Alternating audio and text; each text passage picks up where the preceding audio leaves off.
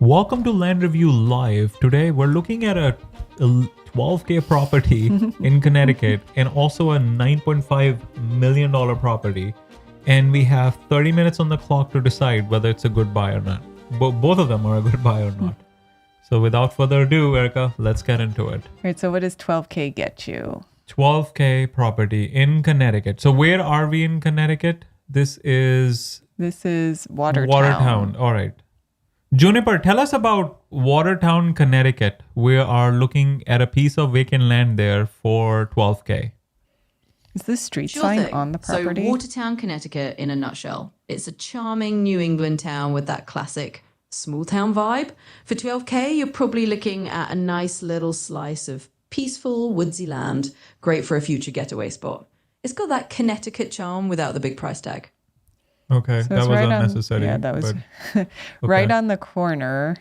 Corner lot. Yeah. Corner lot are usually But it is valuable. small, so the question would be, is it buildable? 7,400 acres. Level lot on Bamford. Oh, wetlands. There's wetlands, so any use will require TINE approval. Well, also Fed approval. Yeah. Oh, that's why it's cheap. I was thinking like it's a corner lot. Corner lots are usually valuable. Mm-hmm. At least it's nice of them. They revealed Yeah, they it. disclosed it. That's Yeah, a good. lot of people won't disclose it. So it's been on the Zillow website for 74 days, 486 views in the last 30 days, 23 saves. Okay. So what could you do? Oh, It's let's look like- at it's showing like a stream. Can you Yeah. make it full screen? Oh, that's where it is. The corner lot and the stream is Yeah. cutting through it and Yeah. the stream floods. Or it's like a permanent wetland Yeah. situation. Let's go to satellite. Oh, that's I on the think it's corner. this. That's where nothing was built there. Yeah. Can we zoom in? I wonder if it can be more. I zoom plus. Or is this the maximum Yeah. it goes? I wonder if it can be used for something else. Well, that's what I'm wondering. It is kind of it's a suburban location, so it wouldn't be recreational uses. Yeah, you can't Then put like a billboard there. You couldn't put a billboard on it. You either. could put a sign. Like I see That's what political I was sign. thinking. Do you need permission for that? You usually need permission for. You do?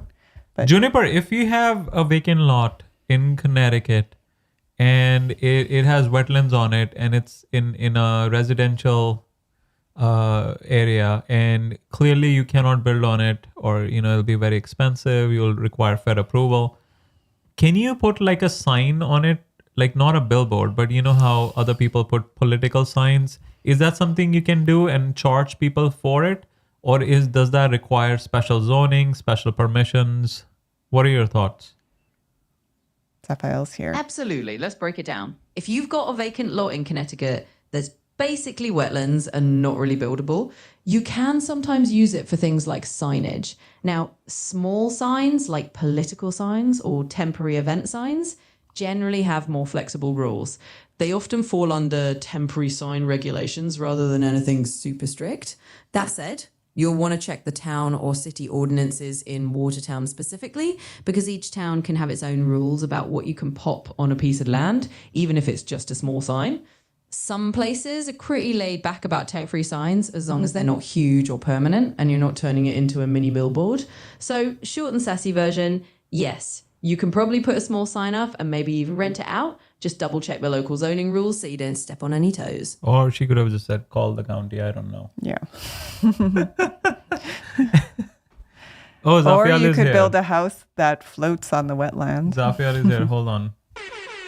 So Zafial is saying, I'm sure the DNR and other folks won't like me, but can you imagine building a house that had a foundation floated on the wetland? Well, in theory, but at what cost, right? Like, why would you spend that much? Or you could just buy like another lot for I wonder if 5,000 more. with the wetlands you'd be able to do like a community garden or park something. No, like I was that. thinking in terms of like monetization. Yeah. Right. well, So the reason signage is came to my mind is because I see, whenever there are like local political events, they put like signs all over the place, like everywhere on the corners, on like houses and stuff, even outside like houses that are like have road frontage Right. with the main You see street. those signs, yeah. So I was wondering, like, there are no laws against it. Like anyone can put it as long as it's a temporary sign. I'm guessing in most areas you would need like a temporary permit, but I mean, Yeah. I'm sure people just put up signs, and if they're taken down, Yeah. Or the other option would be storage, right? as long as, yeah, Because I see a lot of people like they have. Maybe the neighbor can use yeah. it to I mean, store. ideally, you would sell it to the neighbor, right? Yeah. But the neighbor also knows there are no potential buyers. But then it's Well, but they'd be using it to kind of expand their yard, right, and increase. no, but they might say, well, I'm not gonna pay anything. It's useless. I don't know. I mean, I would think that they'd offer some. They might not offer 12K, but No, but then they might also think that it depends on the motivation of the neighbor, right? Yeah. If they're like, oh yeah, I don't want anyone else to buy it, yeah, they might put some random stuff. Or if the neighbor doesn't have any money, they can't do anything. Yeah, but limited use cases. Juniper. So if a property has wetlands, you cannot build on it. It's a corner lot. Give us ideas I mean, of I what think- you I can think do, what you can do without building on it, and also ways we can monetize it. Absolutely. Let's dive into some ideas. So, if you've got a wetland lot that you can't build on, there are still a few creative ways to use and even monetize it.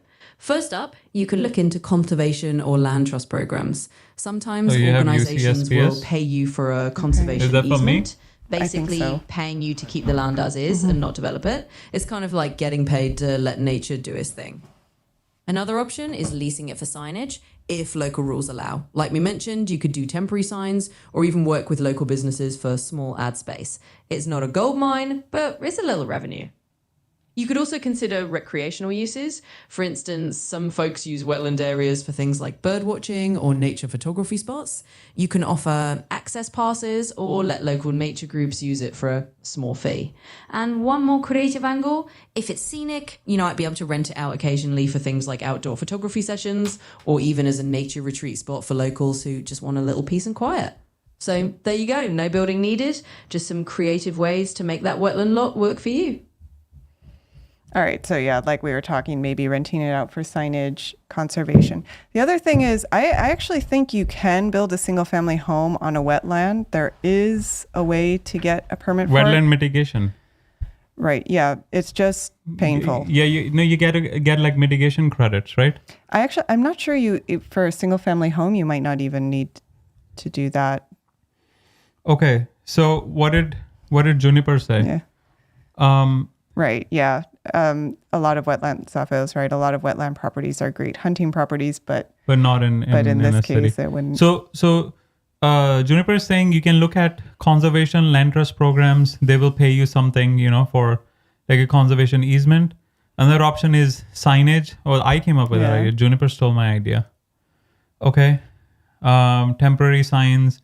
Work with local businesses for small ad space. It's not a gold mine, but it's a little revenue. You could also consider recreational uses like bird watching. No, there's no bird that's watching. not gonna. Creative angle. You could rent it out for like outdoor photography sessions, retreats. No, it's No, too small. too small. Okay, all right, let's keep moving. So But we should clarify, if you did want to try and build a single family home on it, is it possible, and what would be the process? Juniper, if you did want to build a single family home on it, what would be the process? I'm guessing you have to work with the Army Corps of Engineers. Yeah, you're on the right track. If you did want to build a single family home on wetlands, it's definitely a bit of a process. In a nutshell, yes, you'd likely be dealing with the Army Corps of Engineers because they oversee permits for any activities that might impact wetlands under the Clean Water Act. So the process usually looks like this. First, you'd get a wetland delineation done. That's a professional assessment to map out exactly where the wetland boundaries are. Then you'd apply for a permit, which is where the Army Corps of Engineers comes in. They review the plan, look at the environmental impact, and see if there's any way to avoid or minimize damage to the wetlands. Sometimes that can mean doing mitigation, like creating or restoring wetlands elsewhere to offset what you're impacting. It can be a lengthy and sometimes pricey process, and there's no guarantee of approval. But if you really want to go down that road, that's the way to do it. Okay. Yeah. I wonder it's though, even painful. if you could get a permit for that, it looks like this lot might be too small to build on, even if there weren't wetlands. Yeah, you'll have to build like a smaller house. Yeah, I mean, there are no other, it doesn't No, look there's like, one right in front. Zoom in. Yeah, right in front. oh, these are bigger. No, the lots are bigger, but the house you can fit, right? Well, yeah, but the question would be what the county, Setbacks. Okay, yeah. So it's difficult to build on. I don't Yeah. think building is an Yeah. option. yeah. I think you'll have to look at alternative plays. Okay. Frontage, this and that. Public sewer. It does have public sewer and public water. So A maybe a frontage small, link is only 50 feet. Yeah, maybe building small, would be, small house. Well, but there's also wetlands. Why would you, right? Yeah. It's just not worth it. Okay. Annual taxes are only $17 on market since October. Okay. What else do we have? Pricing history. They are set. I mean, it was recently Yeah. listed. Okay. So land score. You want to do a land score? okay. Location. I mean, location is good. Location is good. Yeah. 2.5. Actually, we should zoom out and see. Yeah, I mean, the house is a residential. What are you going to do? It's Okay. New Haven, near New Haven. Access is good, right? Yeah. Natural features. I mean, it's I mean, it's it's in the okay. suburbs. I'd Yeah, give it one one. maybe. Development potential is close to 0, right? Yeah, like 0. Okay. All right. So the land score is 6 out of 10. Yeah. So I think you could, use it for like signage or any like ad space, Yeah. or try to sell it to the neighbor. That would be the best option. Yeah.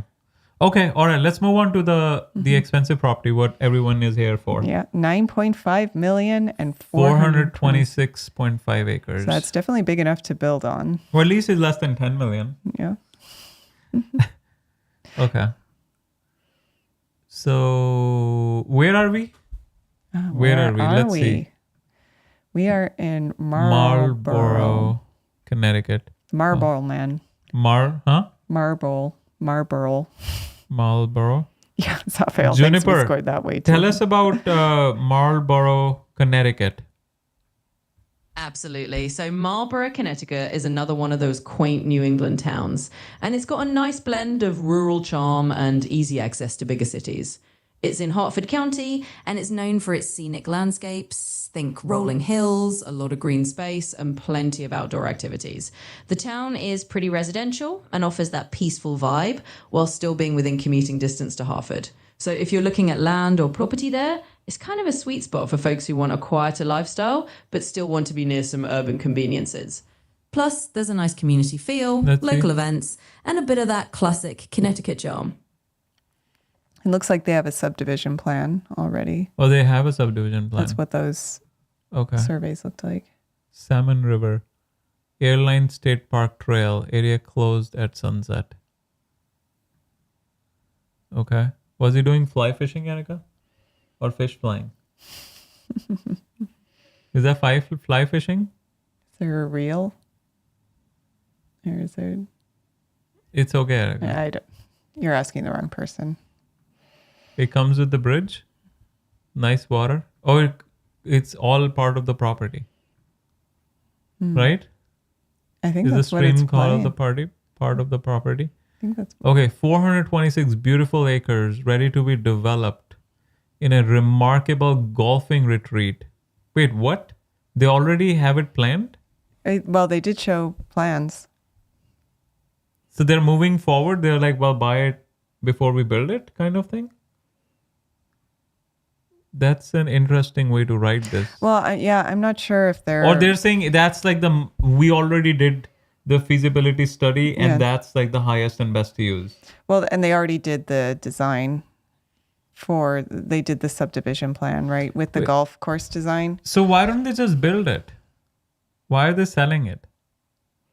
Or is I this like think- that play where like this is just like one of those options where like we're Yeah. gonna build it. If you make us a good offer, you can have it. Well, no, but I also think some people who specialize in land, that this is what they do. It's their value add. They Oh, Have they the designs already ready. did a highest and best use like we know for sure this is the right place to build a golf course. Here's the plan. Here's how you subdivide it. Here's all the entitlements, how you will acquire them. Ready to go? That's That's a value add. That is a legitimate land investing strategy. You can get a larger property like this, entitle it, so you do the plans and you make sure they're feasible and approved by the county, and then you sell it.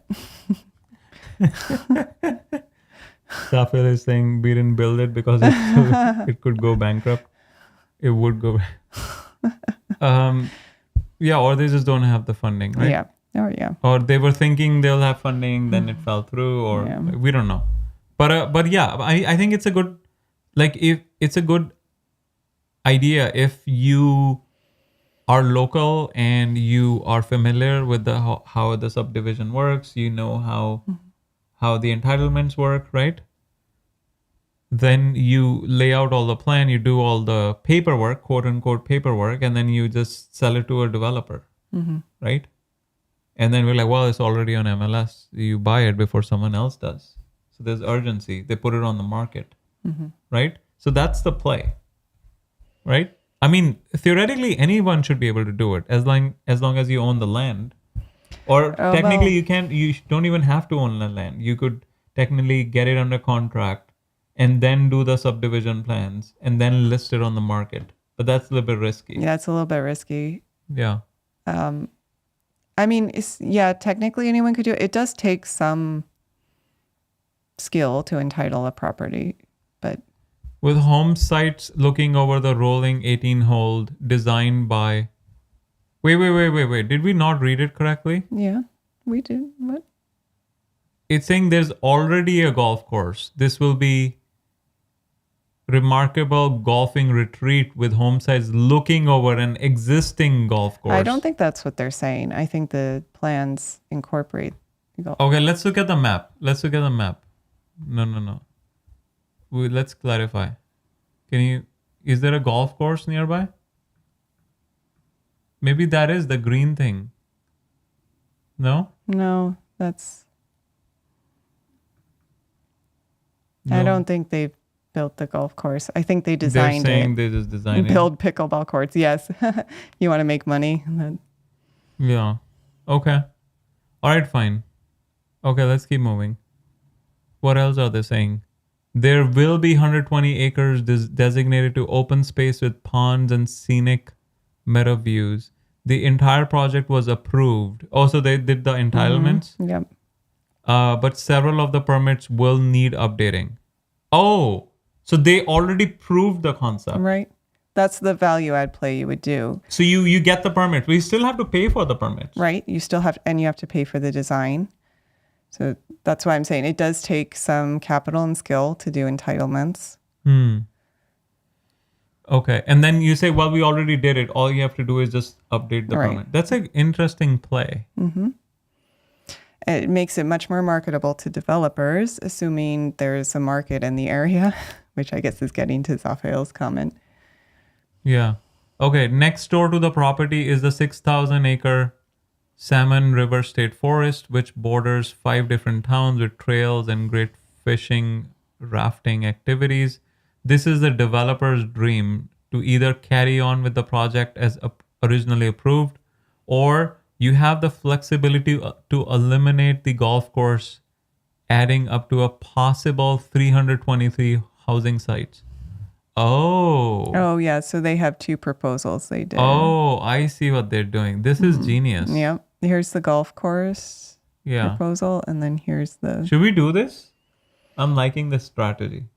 I mean, it's something that I would be interested in doing. Yeah.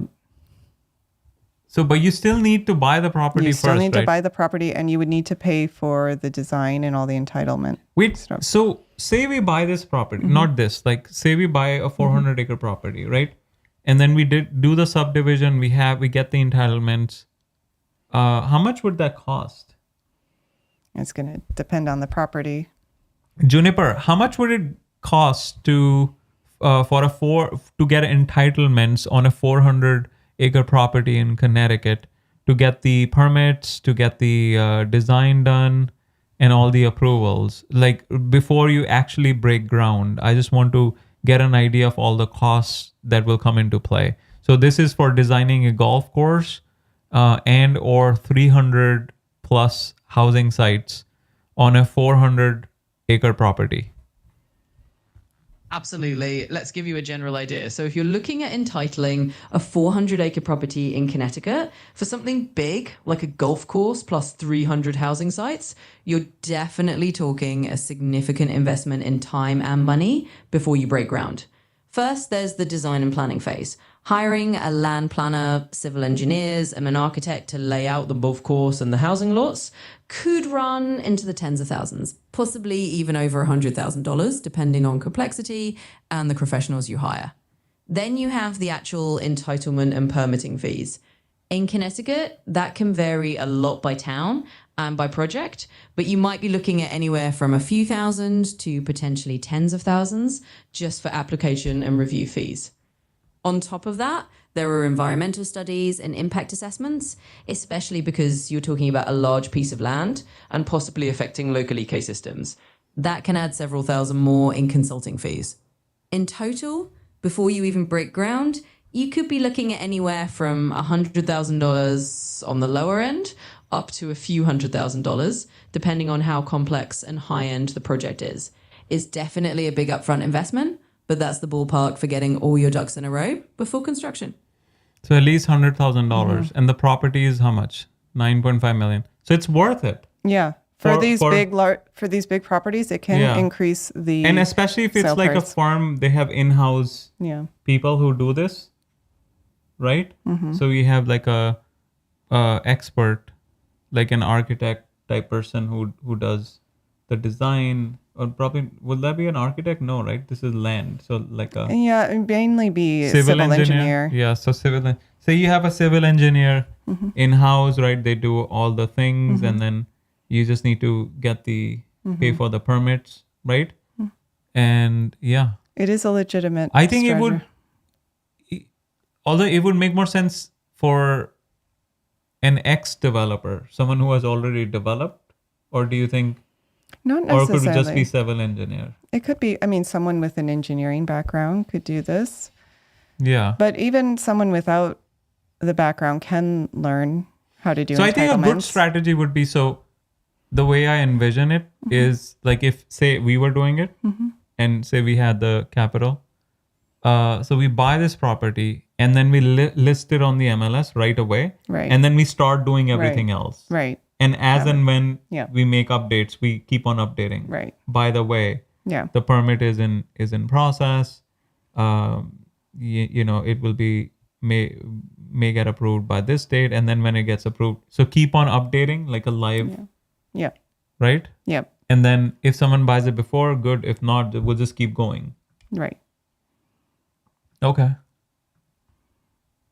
And then maybe at some point we're like so far deeper, like, well, should we just take out a construction loan and do it ourselves?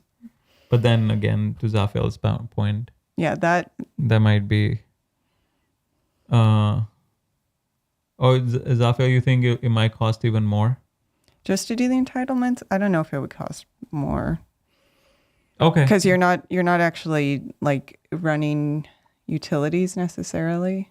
Yeah, everything is on paper. Essentially, a surveyor and a civil engineer is two people you need at the minimum, right? At the minimum, depending on how large the project is, you might need additional. You are going to have to do testing, environmental testing. But you don't have to do it to do a proposal.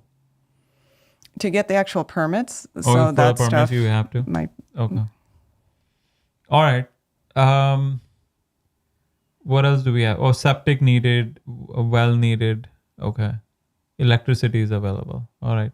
So annual taxes are only $8,300. So that's reasonable for a $9.5 million property. Okay. Anything else we missed, or should we do the land score? We can do the land score. Which county is it? Do we look at the county? Yeah. So sometimes if you have permits, unless you are absorbing the company owning the property, the permits don't transfer.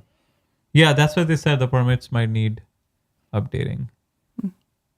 Hartford County. All right, fine. Let's do the land score, Erica. It's a good property, right? It's just that, yeah, I like the entitlement strategy. Location is solid. You didn't used to. No, I like it in theory. I mean, we have to actually do it. Mm-hmm. But I think it'd be fun to it'd be to do. fun, but once again, But it's we need to stay we need to stay focused right now. Okay. But someday, that would be a fun add-on. Sunday? Someday. Okay, I thought Sunday. We're getting started on Sunday we're starting? Okay. Okay. All right. So access, location is good. Access is solid, right? It has highway or like main road cutting through it. Did we check? I think it was, right? There was some road cutting through it. Yeah, there's a road Oh, here. okay. All right, fine. Assuming this is the right spot. Yeah. Okay, what's next? Natural features, I mean, rolling hills, solid natural features. Development potential is where we have, right? Yeah, That's going to be cost and everything. I mean, they do already have permits, but they're saying well and septic would be needed. Yeah, and cost is the main thing, right? Yeah. Basically, you can have a developer build the golf course, but can they build it efficiently? Can they build it so that they actually make a profit? Well, yeah. And how long will it take? Yeah, to break I mean, the even? biggest question is getting to Zafael's point. Like, what is the market demand for a golf community in this area? I mean, there are homes nearby, but it's not like a major. Also, no, but they have an alternative plan for just housing. The other thing is absorption rate. How quickly are you going to sell those houses, right? Because if it takes 10 years to sell all of them, it is also a function of the economy, right? And the interest rates where they are. A lot of factors. So, I think that's why people just do the entitlements and then sell it and don't develop it. All right. So the land score is 8.5 out of 10. I think Zafael's going to say that's too high. Zafael always thinks it's too high. Yeah. Zafael is a harsh critic. I'd be curious. We are a lenient critic. We're also, it's a family show. Yeah. It's more for fun, right? Yeah, it's more for fun. And we also get a lot of hate. Yeah. Although I would be curious what property you would give a 10 score to, Zafael? Probably an Alaska property with gold on it right now. Available. Like proof of gold. Proof of gold. Yeah. Then Zafael was like, all right. So I can get my money back right away. All right, 10 out of 10. All right, Erica, we have to keep rolling. Okay, so those were not our properties. Yeah, we are not affiliated with those properties, but we do sell land. And if you, like us, don't have close to 10 million to spend on a property, we do specialize in affordable land. So almost all of our properties are under 30K. And because we only sell properties that our company owns, we do offer owner financing on almost all of them. And we don't sell golf courses. Not yet. Unless you want to like a mini, what is it called? Mini golfing? Mini golf. Mini golf on a quarter-acre property. Yeah. That may be doable. Yeah. But still need zoning approval. Sorry, I am a harsh critic. I give the current property I'm living on, which I want, which I won at auction, 9 out of 10. Well, he's not even giving his own property 10 out of 10. Yeah. That's harsh. Okay. Price is a big factor for you, isn't it, Zafael? Gold is a big factor for Zafael. We already know that. Yeah. Okay, Erica. So what are you said you have affordable properties? Yep. So we don't have golf courses, but we can maybe play mini golf on a TV virtually. Okay. Yeah. And we do work throughout the entire U.S. So you can see right now we have properties in North Carolina, Florida, New Mexico, Arizona, Colorado, Nevada, New York, and one in West Virginia and Missouri. So you can check them all out at land.gocap.com. And if you don't see your area of interest, we do have a subscribe text alert option. So you can put in your states of interest and get an alert whenever we post a property in your state. So you'll be the first to know. Also, you can book a call with the team at any time to discuss any of our properties, owner Wait, you finance. didn't update. Book a call to be part of the 5-day that's true. landowner challenge. I need to update that. We are changing the positioning of our book a call. Yes. Oh, you didn't mention the free land giveaway, Erica. I'm getting to that. Oh, excuse me. Yeah. Ooh. So, yes, you can book a So call. you're asking people to book a call before the juicy offer?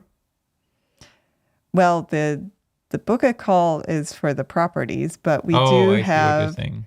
a free land giveaway as well. So we are actually giving away a property for free, no hidden fees. We're doing it to get the word out about our company, and it's actually coming up very soon. We'll be giving away the lowest value property in our inventory on January 1st. We'll randomly select the winner live at 2 p.m. Eastern. So if you want to find out how you can still participate, you can go to freelandgiveaway.com. Quick 2-minute video with the details and what you need to do. So I think that. You want to show where it is, just so people know how you're... Yep. You can also find the video on our YouTube homepage. Just search Gokche Capital and go down to the Freeland giveaway promotion. All right. All right. So Erica, what about if someone wants to get their property reviewed? Right. So we are also live every day at 5 p.m. Eastern. We review properties like we did today. So come join us to look at interesting properties. And if you have a property you would like us to take a look at, whether you're interested in purchasing it, you own it, or you just think it would be fun to have us show it live, you can join any day, 5 p.m. Eastern, and leave your property in the chat.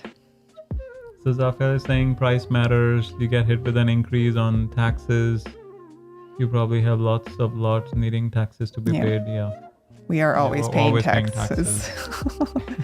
That's where all the money goes, right? Yep. Instead of a golf course, right? Yeah. All right. See you guys tomorrow. All right. So thank you all for joining. And these are the URLs. Yep. Yeah. See you tomorrow at 5 p.m. Eastern.